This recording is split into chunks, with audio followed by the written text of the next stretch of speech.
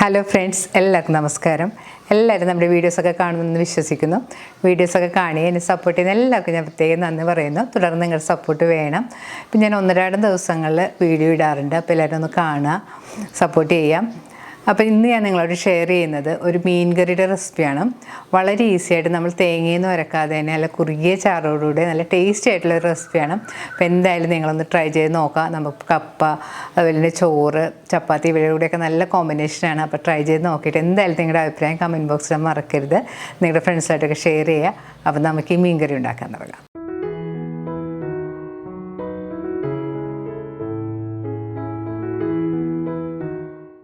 കറി ഉണ്ടാക്കാനായിട്ട് ഞാനിവിടെ എടുത്തിരിക്കുന്നത് 1/2 കിലോ വിളമീനാണ്. മീൻ നന്നായിട്ട് ക്ലീൻ ചെയ്തതിന് ശേഷം ഈ സൈസിലുള്ള കഷ്ണങ്ങളായിട്ട് ഞാനിവിടെ മുറിച്ച് വെച്ചിട്ടുണ്ട്.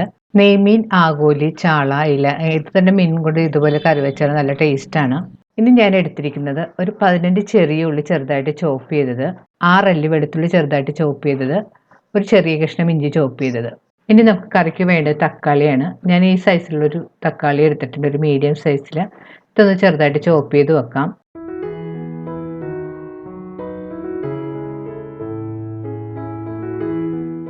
ഇനി നമുക്ക് വേണ്ടത് കുടംപുളിയാണ്. ഞാൻ 2 വലിയ കഷ്ണം കുടംപുളി ഇതുപോലെ ചെറിയ കഷ്ണങ്ങളായിട്ട് കീറി വെള്ളത്തിലിട്ട് കുതിർത്ത് വെച്ചിട്ടുണ്ട്. ഈ കറി ഉണ്ടാക്കാനായിട്ട് നമ്മൾ ഉള്ളി, വെളുത്തുള്ളി, ഇഞ്ചി, തക്കാളിയെല്ലാം എണ്ണയിലിട്ട് വഴറ്റി മസാലയെല്ലാം ഇട്ട് വഴറ്റിയതിന് ശേഷം അരച്ചെടുത്തിട്ടാണ് ഉണ്ടാക്കുന്നത്. അപ്പോൾ ഇതെല്ലാം വഴറ്റിയെടുക്കാനായിട്ട് ഞാനിവിടെ ഒരു ചീനച്ചട്ടി ചൂടാക്കാൻ വെച്ചിട്ടുണ്ട്. ചീനച്ചട്ടി ചൂടാകുമ്പോൾ ഇതിലേക്ക് ഒരു 3 ടേബിൾ സ്പൂൺ വെളിച്ചെണ്ണ ഒഴിച്ചു കൊടുക്കണം. നാടൻ മീൻ കറി ആയതുകൊണ്ട് നമ്മൾ വെളിച്ചെണ്ണയിൽ തന്നെ കുക്ക് ചെയ്യുന്നതാണ് കൂടുതൽ ടേസ്റ്റ്. വെളിച്ചെണ്ണ നല്ലതുപോലെ ചൂടായിരുമ്പോൾ ഇതിലേക്ക് ചോപ്പ് ചെയ്ത് വെച്ചിരിക്കുന്ന ഇഞ്ചിയും വെളുത്തുള്ളിയും കൂടി ചേർത്ത് കൊടുക്കണം. ഇഞ്ചിയും വെളുത്തുള്ളിയും ചേർത്ത് ഒരു 2 മിനിറ്റ് നന്നായിട്ട് വഴറ്റി കൊടുക്കണം. ഇനി ഇതിലേക്ക് നമുക്ക് സ്ലൈസ് ചെയ്ത് വെച്ചിരിക്കുന്ന ഉള്ളിയും കൂടി ചേർത്ത് കൊടുക്കാം. ഉള്ളി ചേർത്ത് വീണ്ടും നന്നായിട്ട് വഴറ്റി കൊടുക്കണം. ഇതിലേക്ക് നമുക്ക് 1 ടീസ്പൂൺ ഉപ്പുപൊടിയും കൂടി ചേർത്ത് കൊടുക്കാം. ഉപ്പുപൊടി ചേർത്ത് വഴറ്റുമ്പോഴത്തേക്ക് ഉള്ളിയൊക്കെ പെട്ടെന്ന് വഴന്ന് കിട്ടും. ഉള്ളി മൂപ്പിക്കുന്നതിൻ്റെ കൂടെ ഞാനൊരു 6 കറിവേപ്പിലയും കൂടി ചേർത്ത് കൊടുത്തിട്ടുണ്ട്. കൂടുതലൊന്നും ചേർക്കേണ്ട, ഒരു 6 ചേർത്താൽ മതി. വീണ്ടും നല്ലതുപോലെ വഴറ്റി കൊടുക്കാം. ഇപ്പോൾ ഉള്ളിയെല്ലാം ഒന്ന് സോഫ്റ്റായി ചെറുതായിട്ട് കളറെല്ലാം മാറി തുടങ്ങിയിട്ടുണ്ട്. കൂടുതൽ ബ്രൗൺ കളർ ആകേണ്ട ആവശ്യമൊന്നുമില്ല. ഈ ഒരു പരുവമായാൽ മതി. ഇനി ഇതിലേക്ക് ചോപ്പ് ചെയ്ത് വെച്ചിരിക്കുന്ന തക്കാളിയും കൂടി ചേർത്ത് കൊടുക്കാം. തക്കാളി ചേർത്ത് നന്നായിട്ട് വഴറ്റി കൊടുക്കണം. തക്കാളിയെല്ലാം ഒന്ന് ഉടഞ്ഞ് വരുന്നവരെ നന്നായിട്ട് വഴറ്റണം. ഇപ്പോൾ തക്കാളിയൊക്കെ നന്നായിട്ട് ഉടഞ്ഞ് തുടങ്ങിയിട്ടുണ്ട്. ഈ സമയത്ത് നമുക്ക് ഇതിലേക്ക് 3 ടേബിൾ സ്പൂൺ കാശ്മീരി ചില്ലിപ്പൊടി ചേർത്ത് കൊടുക്കാം. പ്രത്യേകം ശ്രദ്ധിക്കുക, കാശ്മീരി ചില്ലിപ്പൊടിയാണ് ചേർത്ത് കൊടുക്കേണ്ടത്. കറിക്ക് നല്ല കുറുകലും കിട്ടും, നല്ല കളറും കിട്ടും. ഇനി ഇതിലേക്ക് 1/2 ടീസ്പൂൺ മഞ്ഞൾപ്പൊടി കൂടി ചേർത്ത് കൊടുക്കണം.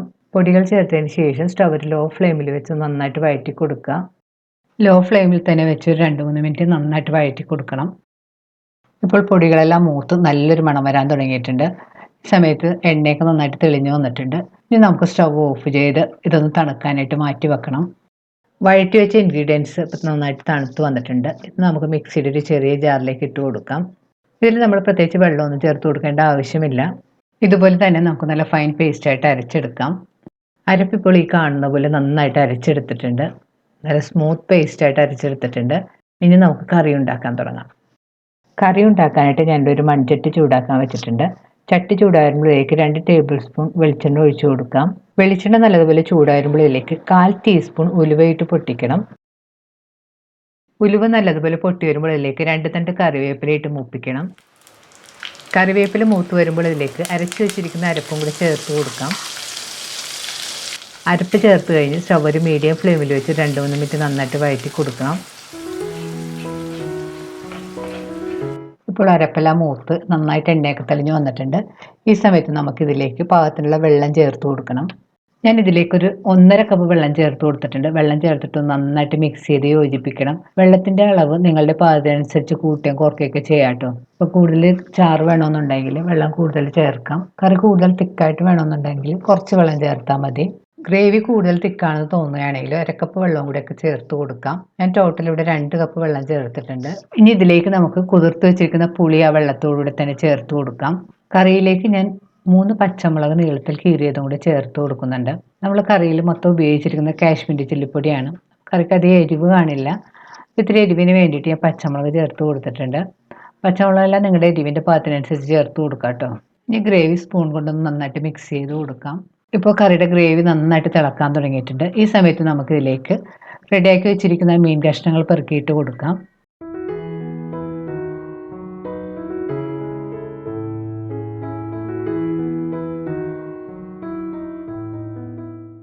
മീൻ കഷ്ണങ്ങൾ ചേർത്തതിന് ശേഷം സ്പൂൺ കൊണ്ടൊന്ന് പതുക്കെ മിക്സ് ചെയ്ത് കൊടുക്കാം, അല്ലെങ്കിൽ ചട്ടി കയ്യിലെടുത്തൊന്ന് ചുറ്റിച്ചു കൊടുത്താലും മതി. ഇനി കറിയിലേക്ക് പാകത്തിനുള്ള ഉപ്പുപൊടി ചേർത്ത് കൊടുക്കണം. നമ്മൾ നേരത്തെ മസാല ഉണ്ടാക്കിയ സമയത്ത് 1 ടീസ്പൂൺ ഉപ്പുപൊടി ചേർത്തിട്ടുള്ളതാണ്. നിങ്ങളുടെ പാകത്തിനനുസരിച്ച് വേണം ചേർത്ത് കൊടുക്കാനായിട്ട്. ഞാൻ വീണ്ടും ഇതിലേക്ക് 1 ടീസ്പൂൺ ഉപ്പുപൊടിയും കൂടി ചേർത്ത് കൊടുക്കുന്നുണ്ട്. ഉപ്പുപൊടി ചേർത്തൊന്ന് മിക്സ് ചെയ്തതിന് ശേഷം പാൻ മൂടി വെച്ച് കുറച്ച് സമയം കുക്ക് ചെയ്യണം. പാൻ മൂടി വെച്ചൊരു 3 മിനിറ്റ് ഒരു ഹൈ ഫ്ലെയിമിൽ വെച്ച് കുക്ക് ചെയ്യണം.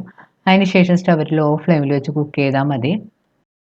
ഇടയ്ക്ക് പാനിൻ്റെ മൂടി മാറ്റിയതിന് ശേഷം ചട്ടി കയ്യിലെടുത്തൊന്ന് ചുറ്റിച്ചു കൊടുക്കുകയോ അല്ലെങ്കിൽ സ്പൂൺ കൊണ്ടൊന്ന് പതുക്കെ മിക്സ് ചെയ്ത് കൊടുക്കുകയോ ചെയ്യണം. വീണ്ടും നമുക്ക് പാൻ മൂടി വെച്ച് ലോ ഫ്ലെയിമിൽ തന്നെ വെച്ച് കുക്ക് ചെയ്യണം. ഇപ്പോൾ പാൻ മൂടി വെച്ച് കുക്ക് ചെയ്യാൻ തുടങ്ങിയിട്ട് ഏകദേശം ഒരു 10 മിനിറ്റ് ഒക്കെ ആയിട്ടുണ്ട്.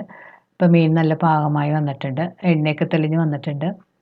മീനിൻ്റെ കുക്കിംഗ് സമയം എന്ന് പറഞ്ഞാൽ വ്യത്യസ്തമായിരിക്കും.